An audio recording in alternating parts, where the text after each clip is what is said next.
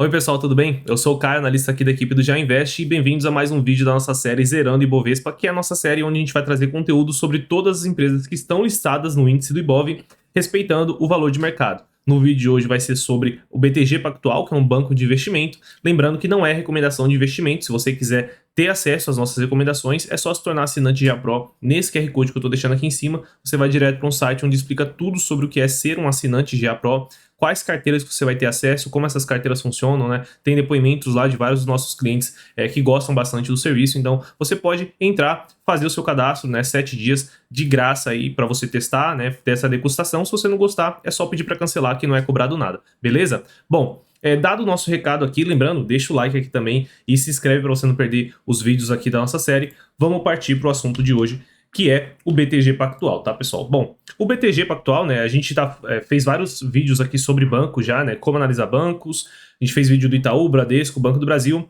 e o BTG Pactual, ele tem um pouco, sim, de operação bancária, mas vocês vão ver que ele é um bicho um pouco diferente, tá? Então, o BTG Pactual, ele é um banco de investimento, e hoje uma das maiores empresas do Brasil, tendo valor de mercado de cerca de 137 bilhões de reais no momento que eu gravo esse vídeo, tá? Eu gosto sempre de contextualizar um pouco da história aqui do recente das empresas que a gente traz nessa série.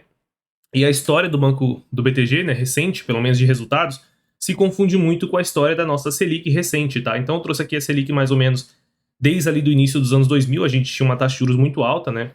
Próximo ali do primeiro governo Lula, né? A Selic batendo 20%.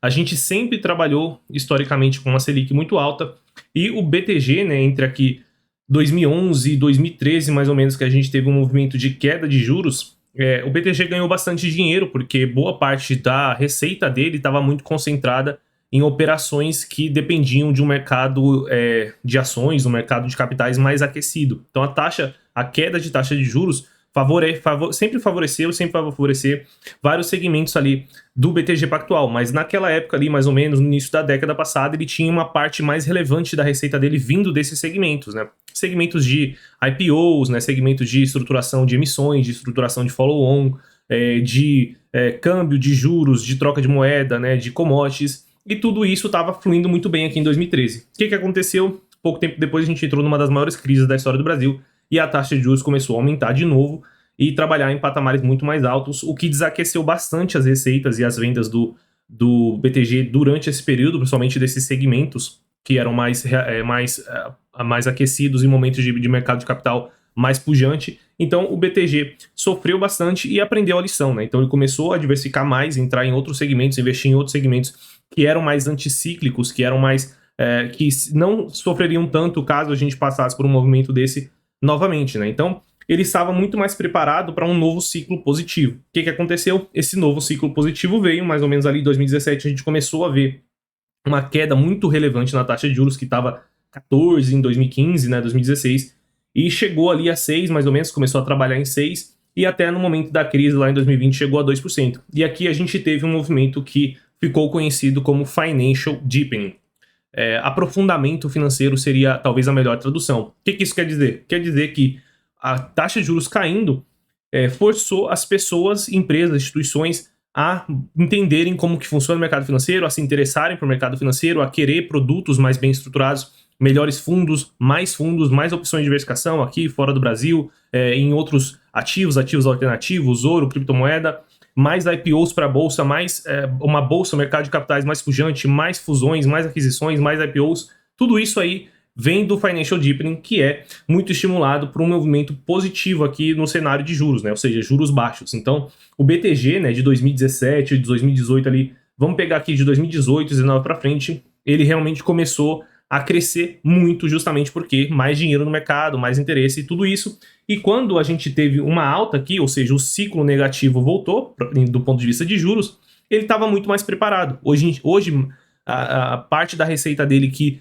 depende de um ambiente positivo é menor, então a gente está vendo um BTG muito mais resiliente, né? Eu acho que dá para ver isso até nos números.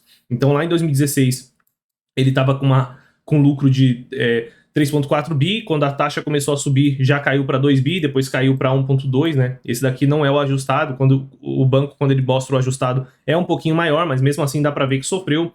Em 2019 ele veio crescendo, E mesmo agora, 2023, né, com um cenário de alta de juros, o banco não tem parado de crescer, tá? Então, esse é mais ou menos o histórico recente do BTG.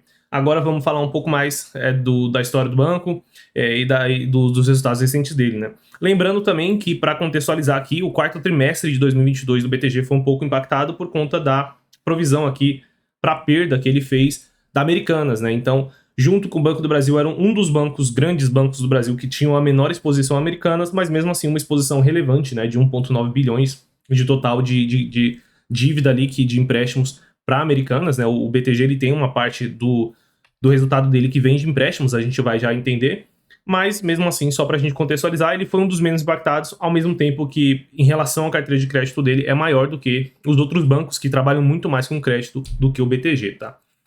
Vamos passar um pouco aqui sobre como funciona o BTG, porque ele realmente é um bicho muito diferente de um banco, né? Então, os grandes bancos que a gente tem no Brasil, eles são muito focados no crédito, e naquela parte de serviços dele tem tudo que o BTG faz, né? Então, os bancos que a gente tem no Brasil são bancos múltiplos, né? Eles são muito diversificados e tem bastante fonte de renda.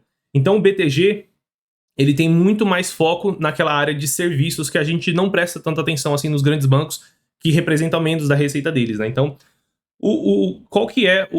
quais são os negócios aqui do BTG, né? Então vamos passar aqui rapidamente, deixa eu só aumentar, que eu acho que vai ficar melhor de vocês visualizarem, né? Bom, e aqui a gente tem alguns números importantes, tá? O primeiro é a receita total do BTG, né? A gente consegue ver aqui que em 2015 ele tinha mais ou menos 11 bilhões de reais de receita, e é quando começou aquele movimento negativo que eu expliquei, a receita começou a cair, né? Então ele começou a perder força de venda ali, chegando em 2018 numa receita de 5,4 bilhões, e aí a gente teve a inversão do cenário, né? O cenário passou a ser muito mais positivo e o banco agora, né, o BTG, estava muito mais preparado para um momento de um ciclo negativo no futuro. Então, a receita voltou a crescer, né? Então, em 2019 ele já voltou para um patamar que ele tinha lá em 2016.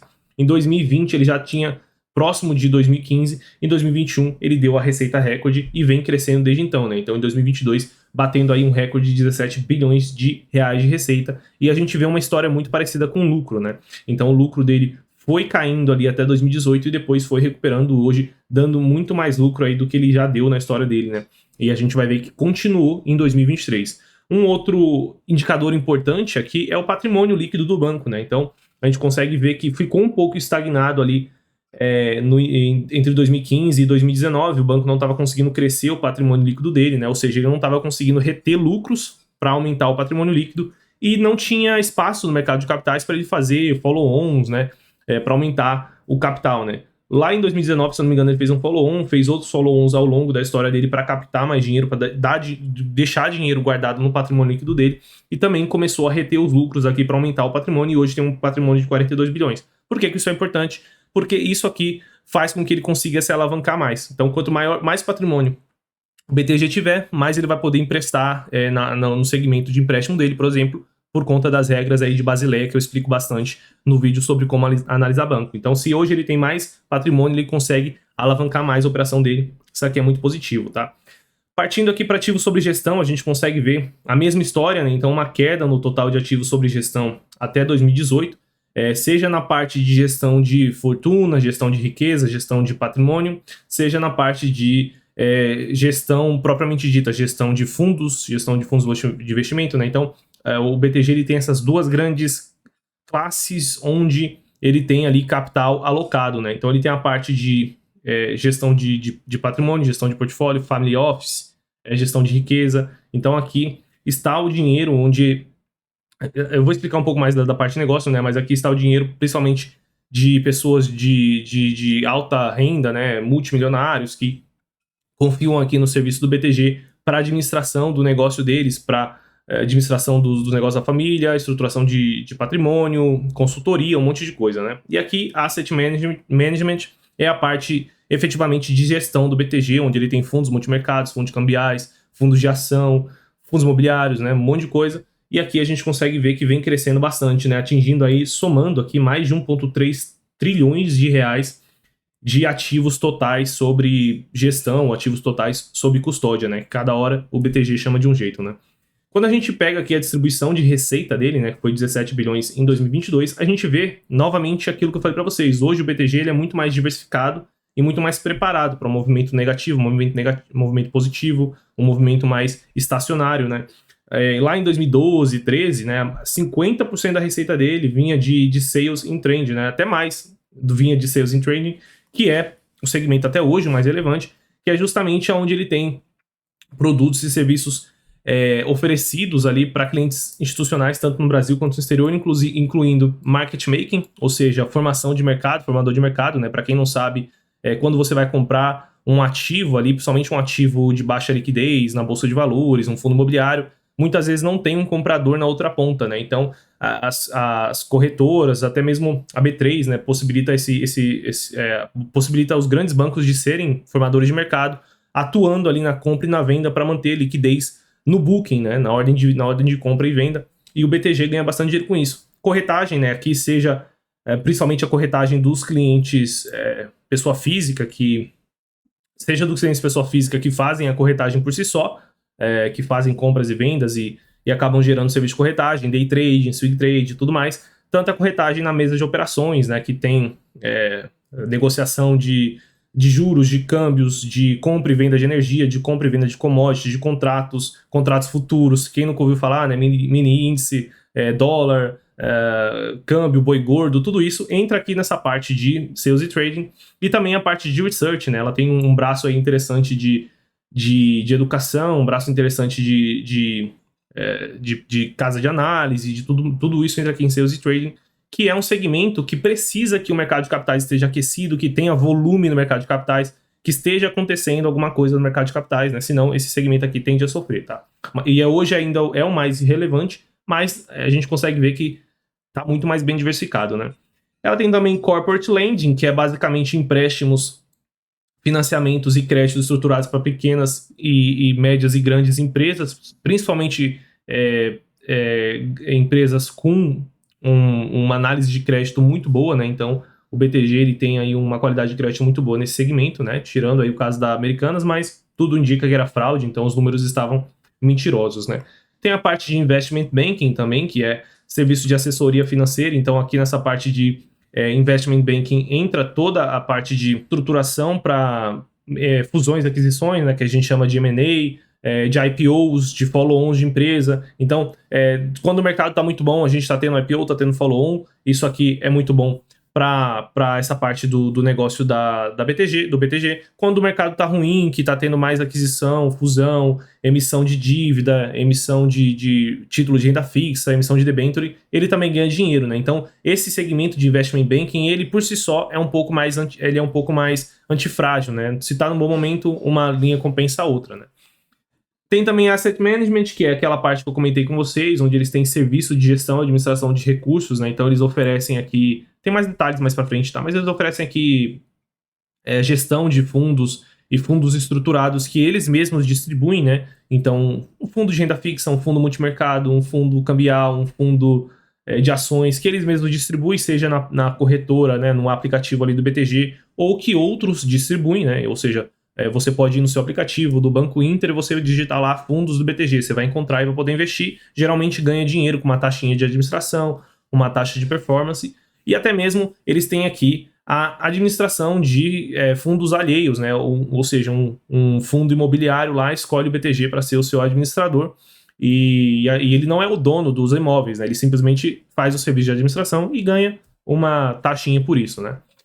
Wealth Management, né? Aqui a gente tem a parte que ele mistura com a parte de varejo do banco dele, né? Mas aqui é onde a gente tem a parte de planejamento financeiro para pessoas de altíssima renda, né? Multimilionários aí que confiam no banco, né? Então, aqui a gente tem muito serviço daqueles agentes autônomos que vão ajudar as pessoas a administrarem a riqueza que elas têm, a estruturar uma carteira um portfólio da carteira, acompanhar esse portfólio, comprar e vender os ativos para essas pessoas ajudarem elas nesse movimento, ajudar a estruturar aí envio de remessas para fora do Brasil, consultoria financeira, estruturamento da parte de passar, né, de deixar ali uma herança para sua família, estruturar uma trust fora do Brasil, enfim, tudo que envolve aqui alta renda, investimentos, entra aqui nessa parte de Wealth Management. Tem também o Principal Investments, que é a participação que o BTG tem, principalmente no Banco Pan, né? participations aqui, que é outras participações, né? O Banco BTG ele tem participações relevantes aí em outras empresas, algumas estão até inclusive listadas na bolsa, como por exemplo a Eneva, né? Então o BTG tem participação. E aqui em outros entra a parte principalmente de juros, né? Então esse patrimônio que o banco tem, né? Esses 42 bi, né? Para não ficar parado ali, ele põe num CDI, ganha uns jurozinhos, né? E hoje, como o CDI subiu, né? Tá bem relevante aí em relação ao total da carteira, tá? Então, basicamente, é assim que o BTG ganha dinheiro, tá? São várias linhas diferentes, são vários nomes difíceis de entender, mas eu acho que com a explicação que eu dei aqui, deve ter ficado mais fácil aí para vocês, tá? Aqui a gente tem um histórico breve do BTG, né? Breve não, né? De toda a história do BTG, que foi um banco, para quem não sabe, fundado pelo Paulo Guedes e mais duas pessoas do mercado financeiro lá nos anos 80, né? É uma história muito interessante, a história do BTG, né? Para quem quiser acompanhar, quem quiser investir, eu acho que vale a pena estudar, não vou focar tanto aqui, mas para vocês terem ideia, né? Lá no início da história do BTG, o André Esteves, que é hoje um dos maiores acionistas e conselheiro do BTG, ele era só um estagiário, né? E ele era tão bom que ele foi crescendo na carreira ali financeira, ganhando cada vez mais dinheiro, ganhando participação, comprando ações, participando de programas de remuneração em ação ali, recebendo ações, foi crescendo a sua fortuna, o BTG quase faliu, né? E aí o André Esteves salvou o BTG em algum momento ali, se eu não me engano foi em 2002, ou 2005, 2002, 2006 que isso aconteceu. E aí o André Esteves continuou tocando o barco ali, antes mesmo de se chamar BTG, né? Vendeu para a UBS, né? Que a UBS comprou aqui em 2006. Alguns anos depois, teve a crise financeira, né? E aí o BTG estava sofrendo bastante, o André Esteves foi lá e comprou, junto com outros acionistas, o BTG de volta para o controle dele, né? E desde então está na mão aí do André Esteves e de vários outros acionistas, né? O que é interessante da gente ver na história aqui do BTG são os follow-ons que ele tem feito para aumentar o capital, né? Então teve um aqui em 2019, teve outro em 2020, né? 2,6 bi, 2021, 2,7 bi, né? Então um outro de 3 bilhões aqui. Então é um banco que está sempre fazendo follow-on aí para aumentar o patrimônio dele e permitir financiar a expansão, né? Um outro ponto interessante aqui é que ele está presente em vários países, mas isso daqui eu expliquei no vídeo dos bancos, né? Muitas vezes os bancos têm escritórios, né, em outros países, né, para ajudar realmente na estruturação e na inteligência e no serviço de consultoria financeira para clientes de alta renda. Então, tem um cliente de alta renda aqui que mora no Brasil, mas ele quer ter uma operação lá no Reino Unido. Então, muitas vezes o BTG tem um escritório lá para facilitar as transações e tudo mais, né? Presença e trabalha nesses segmentos, né? Aqui a gente consegue ver quais serviços ele oferece, né? No Brasil ele oferece todos os serviços, no Chile, Colômbia, na maioria dos outros países ele não tem ainda o varejo, né? Então ele não tem um aplicativo lá no Chile, né? Para as pessoas utilizarem um banco de varejo, só no Brasil. Mas tirando isso, a maior parte dos serviços ele tem nas regiões mais importantes dele, com exceção aqui também do empréstimo, né, que ele não trabalha no México, Argentina, Peru, mas enfim, ele está muito bem ele está bem diversificado e também tem oportunidade de crescimento, né, então ele pode oferecer empréstimo aqui nesses outros países, pode entrar aqui em asset management nesses outros países, né, então é bem legal aqui a estrutura do BTG, né. Bom, a gente deu essa resumida inicial de como ele ganha dinheiro, do histórico recente. Vamos partir para a apresentação dele, senão a gente não termina, né? Um ponto que eu não comentei também de contextualização em relação ao BTG é que tanto o BTG ele não é muito comparável com os bancões, né? Itaú, Santander, Bradesco. Ele é mais comparável com a XP, com a Modal, com a BR Partners. E a gente tem visto uma guerra muito acirrada aí pelos escritórios de agentes autônomos, né? Muitos escritórios que a gente tem no Brasil já tem famílias que administram já tem ali uma clientela, né, bem estruturada, com famílias de alta renda, famílias com patrimônios milionários. E aí é muito mais fácil, em vez de o BTG tentar tomar esses clientes, ele ir lá e simplesmente comprar os escritórios que já existem e trazer para dentro da estrutura do BTG. Então a gente viu ao longo de 2020, 2021 e 2022, né, talvez a gente já nem se lembre porque o tempo passa muito rápido, mas o BTG, né, todo dia tinha uma notícia do BTG comprando escritório, no outro dia XP, no outro dia Modal. Então teve essa guerra, né, por agentes autônomos, porque uma boa parte desse segmento aqui de gestão de riquezas, de investment banking, vem justamente de você ter mais agentes autônomos, de você ter mais escritórios debaixo do seu guarda-chuva, né? Então vamos passar agora para a apresentação do BTG, finalmente, né? A apresentação do primeiro trimestre de 2022, o BTG, num olhar aqui rápido, né? Vamos passando. Então aqui estão os segmentos que eu expliquei, né? Então tem Investment Banking, que é assessoria financeira para fusões e aquisições, né? Mergers and Acquisitions, emissões de debentures, emissões de dívidas de empresa, emissões de equity, né? Que é emissões de follow-on, IPO, tudo isso entra no Investment Banking. Corporate Lending, então, principalmente financiamento, né? Ou seja, crédito fornecido para grandes empresas. Sales and Trading, né? Então a mesa ali de operações, né? Então renda fixa, Forex, né? Que é moedas, ações, seguro, energia, né? Então o BTG já vende e revende energia no mercado. Parte de corretora, também tem um pouco de crédito aqui, commodities, né? Então tudo entra aqui em Sales and Trading, né? Asset Management, né? Então a parte de gestão de fundos dele, né, de hedges cambiais não, fundos de hedge, fundos globais, né, outros tipos de fundos entram aqui. Wealth Management e Consumer Banking, que é a parte de aconselhamento ali financeiro para famílias, né, para administrar a fortuna, né, planejamento de herança, né, a parte de banking também, de ajudar ali nas transações desses clientes e tudo que eu já expliquei. Participações, principalmente aqui o Banco Pan, eu acho interessante que eles não trazem aqui a Eneva, né? Poderia colocar para ficar mais fácil da gente entender onde ela entra. Principal Investments, né? Investimentos em fundos, e a parte de outros é justamente o juros sobre o capital que fica parado lá na conta, né? E a gente vê um pouco do histórico da receita dos últimos trimestres, né? Deu uma caída no fim do ano passado e subiu de novo agora, no primeiro trimestre de 2023, né? E o lucro mais ou menos acompanha a receita, né? Porque o BTG, ele tem um serviço onde ele sempre vai ter quase que a mesma margem, né? Então, o que vai determinar o BTG continuar expandindo o lucro dele é ele crescer a receita, né? Ele crescer principalmente a captação, né? Então, esse gráfico que a gente está vendo aqui, que é o gráfico da captação, né? Os ativos sobre gestão total, enquanto isso aqui estiver crescendo, o BTG vai ter um crescimento de lucro no longo prazo, né? Então, é um dos pontos principais aí da tese, né? Aqui a gente vê o patrimônio líquido de 42, beleza. O fim do ano passado versus esse ano, né? Não é métrica muito interessante não, mas ok. Vamos seguindo aqui. Aqui como que é a estrutura, a composição acionária, né? Basicamente 30% está no mercado e 69% está na mão aqui de antigos sócios, o próprio André Esteves, né? Tem aqui outros parceiros, né? Mas 30% aí está no mercado. Lembrando que o BTG Pactual ele tem unit, né? E ele tem aqui, ó, o total de units, né? Ele tem para cada BPAC 11 é composta de 1 ON e 2 PNs, né? Então tem que lembrar disso daí na hora de vocês comprarem, né? Aqui o presidente do conselho, né? Um ponto legal da gente falar nessa parte de conselho e de executivos, né? É porque o negócio financeiro, o negócio de investment banking, o negócio de gestão de patrimônio, esse negócio é um negócio muito de pessoas, muito de nome, muito de credibilidade. Então, no vídeo que a gente fez recentemente sobre o BR Partners, né, a gente fala o quanto que é importante que o CEO está quão importante que é o CEO que foi lá para a BR Partners, né?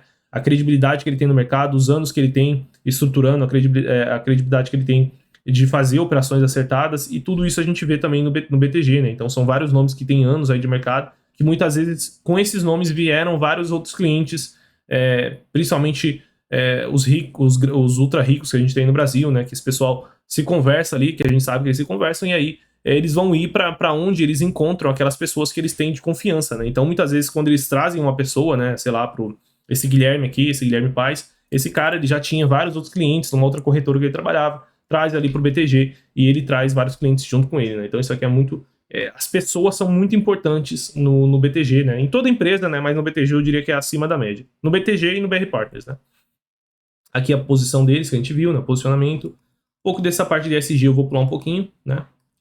Então aqui a gente vai ver as unidades de negócio uma por uma, né? Então a parte de Investment Banking, o BTG ele é líder, né? Então ele é líder em execuções de M&As aqui no Brasil desde 2019.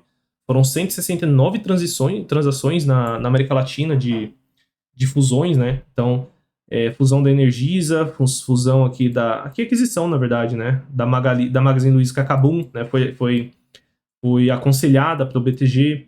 A fusão ali da Notre Dame e da Hapvida, né?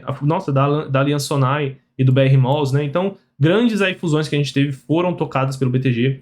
Aqui a emissão de equities, né? Ou seja, emissões de ações, seja follow-on ou IPO, né? Que foram geridos aí pelo BTG, né? E ele tem aqui, inclusive, operações internacionais, né? Então, Prologis, que é um REIT, né? Então, o BTG ele consegue entrar até em clientes internacionais, né?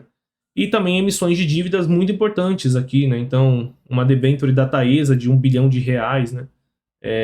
Nossa, da Equatorial, 7 bilhões de reais em debênture, né? Então, o BTG ele ganha uma taxinha ali em cima disso e acaba ganhando bastante lucro, né? Então, é um volume muito interessante, muito importante de transações, né? E as receitas nesse segmento cresceram bastante ali em 2021, mas mantiveram num patamar alto em 2022, apesar de cair, né? Um desaquecimento que a gente teve principalmente no segmento de emissões de equity, né? Ou seja, IPOs e follow-ons, né? Em 2022 a gente não teve nenhum IPO e nenhum follow-on, mesmo assim a receita do BTG se segurou, né? E aqui que eu falo para vocês que essa parte de investment banking, ela é muito mais antifrágil, né? Então, não teve nenhum IPO em 2022, mas teve um monte de fusão e aquisição e um monte de emissão de debênture e emissão de renda fixa. Então, isso aqui meio que se segura, né? Então, é uma parte do resultado do BTG que é muito interessante. E aqui a parte de empréstimos, né, do BTG, muito concentrada ali em utilities, que é serviço de utilidade pública, né? Então, água, saneamento, esgoto, telefonia, né, luz, enfim, essa parte que é muito mais segura, né, energia, né, principalmente, né, que é muito mais segura, que eu falo que os clientes têm receitas previsíveis, então a tendência é que sejam créditos menos arriscados. Tem também aqui os gráficos do BTG não faz sentido nenhum, né, em vez de ele começar do maior para o menor, ele fica fazendo isso aqui, né, mas enfim, tem também para o setor financeiro, né, outros setores, né, setor de mineração, setor de agricultura, setor do varejo, petróleo, né, então enfim, tem aí uma boa diversificação. As receitas também vêm crescendo, né? A tendência é que 2023 cresçam acima de 2022, né? Aqui é o portfólio dele, como é que tá? Então, a maior parte é portfólio de crédito para grandes empresas e pequenas e médias empresas aqui com um percentual menor, né? Principais destaques que eu acho que é mais legal aqui é a parte de cross-selling, né? Então, muitos desses clientes da parte de wealth management, ou seja, os ultra ricos ali, o pessoal de alta renda, eles têm também empresas e muitas vezes eles querem empréstimos, né? Então, eles conseguem fazer um cross-sell aí, ou seja, vender empréstimo para aquele cliente que é um cliente que ele tem empresa ali, que ajuda, que é aconselhada na parte de gestão de patrimônio, eles conseguem vender um crédito próprio de dentro do BTG, né? Então, isso é bem interessante, né? Bom, vamos seguindo aqui. Sales and Trading, né? A parte mais cíclica ali da receita do BTG, né? Então, a plataforma integrada e diversificada de intermediação para clientes na América Latina, né? Então, ganhando aí prêmios de melhor time de research, né? Em vários países, né? A receita crescendo aqui nos últimos anos, 2023 também crescendo. O que é legal, né? Eles ganham dinheiro com crédito, com a parte de corretagem, né? Com a commodity, que eu falei para vocês, seguro, resseguro também, a venda de seguro, venda de resseguro, corretagem de ações, venda e revenda de energia, de contrato de venda de energia, renda fixa, câmbio, né? Enfim, essa parte a gente viu. É uma das maiores gestoras, já passou dessa parte, né? Então, Sales and Trading, esse slide aqui é a parte de Asset Management, né? Então, focada aqui em renda fixa no Brasil e também fundos de ações no Brasil, renda fixa e fundos de ações na América Latina, investimentos alternativos, que deve ser talvez criptomoeda, alguma coisa assim, fundos de hedge global, né? Então, interessante aí, fornecendo uma certa proteção para os clientes dela, né? Então, fornecendo ali um fundo exposto em dólar, exposto em euro, alguma coisa assim, né? E serviços de fundo, que é basicamente o serviço de administração de fundos imobiliários que ela tem, né? Aqui a gente vê a receita também crescendo, né? Podia colocar LTM, né? Pra gente ter uma ideia do como tá os últimos 12 meses, né? Aqui os assets under management também crescendo, né? Todo ano aqui crescendo o tanto que ela administra nessa parte de asset management. E o net new money é basicamente quanto de dinheiro novo entrou ali, né? Então, nossa, do 2021, 160 bilhões de dinheiro novo, né, foi captado, já desconsiderando aqueles dinheiros que saíram, né? Então, entrou muito mais, entrou, por exemplo, 200 bi em 2021, mais 40 bilhões ali de renda fixa venceram em 2021, os clientes captaram, pegaram o dinheiro de volta, e aí ela coloca só o líquido que entrou, né, 160 bilhões. E 2023 começou um pouco mais fraco aqui, mas pode ser que se recupere ao longo do ano, né? Wealth Management e Consumer Banking, então a parte de gestão de fortunas, né? A receita crescendo também muito bem. Aqui ela coloca o posicionamento dela, né? Então o tamanho desse mercado é um mercado de 5,1 trilhões de reais. E o BTG, ele tem nessa parte 500 bilhões, né? Mais ou menos 500 bilhões. Então ele tem 10% de market share, sendo que ele tá aqui, ele tem uma posição que ele consegue se encaixar ali no private banking, ele consegue se encaixar também em clientes do varejo de alta renda, então clientes de alta renda ele consegue se encaixar aqui também. Aqui é o tanto de. É isso mesmo, 568 bilhões que ele tem nessa parte de gestão de patrimônio, sendo que 30 bilhões foi o dinheiro novo, né? O dinheiro net new money, né? Aqui os prêmios que ele tem nessa área, né? O BTG ele realmente tem a parte de gestão, a parte de informação deles, a parte de research é muito boa dentro do BTG, né? Até para nós aqui analistas a gente tem que elogiar que é um trabalho bem feito, né? Track record de crescimento forte, né? O que é isso aqui? Aqui já é o total, né? Consolidado. Então, o lucro líquido. Não, isso aqui é o patrimônio líquido crescendo, ok? O lucro líquido crescendo também junto, sempre com ROI ali. Não sempre, né? Mas um ROI. 2020 é um ano atípico, né? Mas um ROI de 20% aí nos últimos 2, 3 anos, né? Quando a gente pega o primeiro trimestre de 2023, né? O índice Basileia é bem ok, né? 15%. Então, como eu falei para vocês, não tem por que se preocupar com Basileia aqui no Brasil. É preocupante fora do Brasil, né? Que os bancos não respeitam muito isso daqui, não. Crescimento consistente, né? Mesmo sob condições adversas, né? Então, mesmo com condição adversa, o ROI 20%. Isso aqui é muito positivo, né? É só da gente lembrar novamente o Bradesco, o tanto que ele está sofrendo em 2023, né? Rentabilidade sólida, forte capitalização, né? Realmente uma forte capitalização. E aqui o índice de Basileia, né? Líder do setor. Isso aqui eu não sei, né? Eu acho que eles erraram alguma coisa aqui nesse slide. Isso aqui com certeza não é ROI, né? Porque o ROI tá aqui, né? Então o ROI dele é mais ou menos o ROI ajustado 20% aí todo ano, tirando 2016. Um índice de eficiência na casa dos 40 hoje é um padrão de qualidade que a gente tem no Brasil, apesar de que o Banco do Brasil está com 30, né, de índice de eficiência realmente muito fora do normal, né, mas Itaú, né, tá rodando ali no 39, eu diria que é uma boa comparação. E aqui o índice de remuneração é basicamente o quanto da receita está sendo utilizada para pagar bônus, salário do pessoal que faz as vendas mesmo, né? Então, 21% e sempre foi muito próximo de 20, né? E está caindo, então a receita está subindo mais do que o quanto que eles estão gastando aí, enfim, com bônus e salários na estrutura, porque o BTG ele é um banco que ele não tem muito capex, ele não vai ficar investindo muita coisa. Onde ele gasta dinheiro? Tendo os melhores assessores autônomos do Brasil, tendo a maior quantidade possível para conseguir ter acesso a essa gestão de riqueza de família, né? Ter acesso a mais clientes, né? Então é importante ele remunerar bem esse pessoal, né?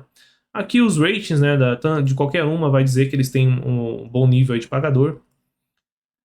Destaques do primeiro trimestre de 2023, né? Recorde de receitas no trimestre. Ok, então foi um trimestre muito bom, né? Recorde de receita. Um dinheiro novo que entrou aí num ritmo forte, né?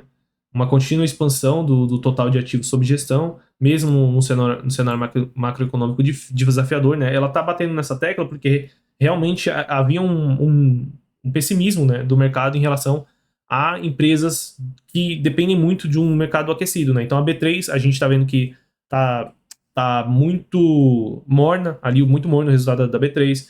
O BR Partners está sofrendo, né? Então, a expectativa é que o BTG também se iria muito nessa linha, mas ele continua crescendo, né?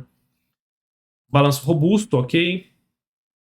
Ó, as receitas totais crescendo 10%, então não está crescendo 50% igual a gente viu no passado, mas pelo menos não está caindo, né? Então é um resultado positivo nesse momento mais difícil, né? O lucro crescendo 10%. Como eu falei para vocês, né? O BTG, na medida que a receita dele crescer, normalmente o lucro vai acompanhar num patamar muito parecido. Então a receita cresceu 10, o lucro cresce 10 junto, né? Cresce atrás e eles mantêm o ROI, né? 43 bilhões de reais captados no trimestre é muita coisa, né? Apesar de ser menos do que no fim do ano passado, mesmo assim é muita coisa, né? Crescimento de 24% e 22% aqui nos ativos sob gestão. Aqui o índice de Basileia a gente já viu. É isso, tá? Resumo de desempenho, né? Então as receitas totais, né, crescendo 10%. Ok, índice de eficiência a gente já viu, totais de ativos a gente já viu. Né? Tem muita coisa repetida nessa apresentação. Aqui é o breakdown na parte de receita, né? O quanto ele... Eita! Quanto que ele ganha o quanto que tem de receita por cada segmento, né? Então, apesar de cenário desafiador, né, eles repetem novamente, Então aqui vamos por partes, né? Então o Sales and Trading está conseguindo ganhar dinheiro mesmo nesse momento um pouco mais difícil, né? Então o volume de negociações segue alto, né? Apesar de ter sido um crescimento mais lento, né? Um crescimento mais modesto, mesmo assim está crescendo. Asset Management indo muito bem, então a parte de gestão de fundos isso deve ter sido puxado muito pela renda fixa isso aqui, porque por ativo de renda variável com certeza não foi. A parte de wealth crescendo bastante, então não sei se os ricos aí estão talvez um pouco com medo aí do governo e aí estão buscando alternativas, né? Então tá crescendo bastante. Principal Investment, se eu não me engano, ela faz isso daqui a marcação ao mercado, então as ações do Banco Pan devem ter caído, né? Eu não acompanho o Banco Pan, vamos ver, né? É pior que não. Deixa eu ver 2022. Talvez até o primeiro trimestre ali caiu bastante o Banco Pan e ela deve ter que marcar aqui. Deve ter que marcar mercado no balanço a perda no investimento, mas enfim.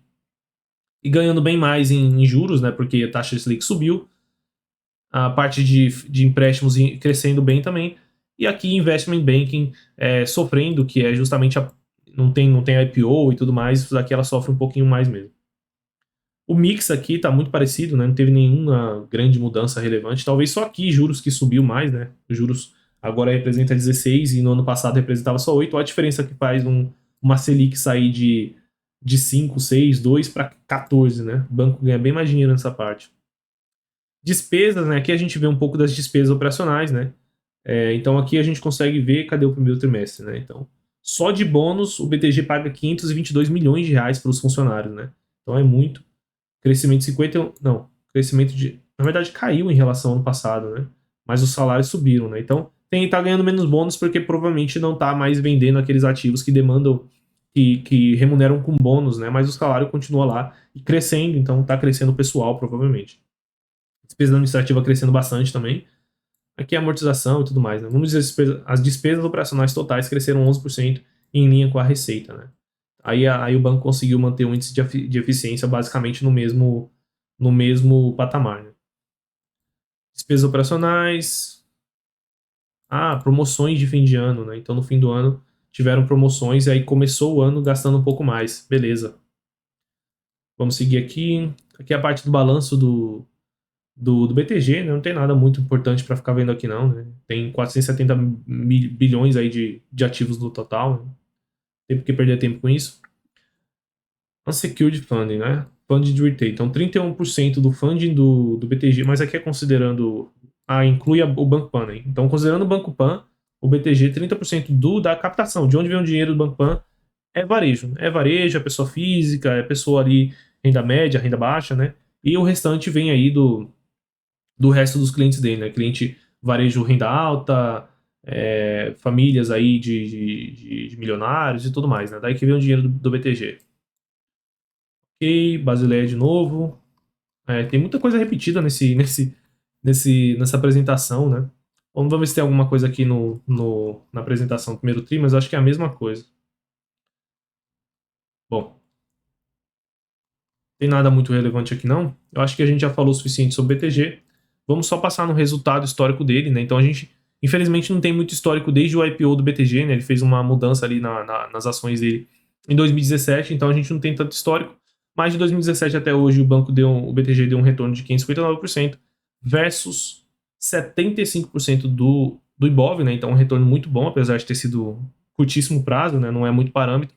Mas quando a gente compara com os outros bancões, né? Que não são comparáveis, né? Mas o Itaú deu um retorno de 75 e o Bradesco de 20, né? Então todos perderam aí pro BTG. É por isso que talvez o BTG ficou tão queridinho assim nos últimos anos, porque ele surfou muito mais do que os outros essa tese do financial deepening, ou seja, as pessoas começaram a investir mais, teve muito mais IPO na bolsa, teve muito mais emissão, muito mais investidores entrando no mercado, muito mais volume, né? Então, se a gente colocar aqui a B3, provavelmente vai ser uma comparação mais justa com o BTG, né? Não tinha pensado nisso, eu acabei de pensar, né? Então a gente consegue ver o movimento da B3 muito mais parecido com o movimento do BTG, né? Apesar da B3 estar sofrendo um pouco mais, o BTG segue surfando, né? Com muita qualidade.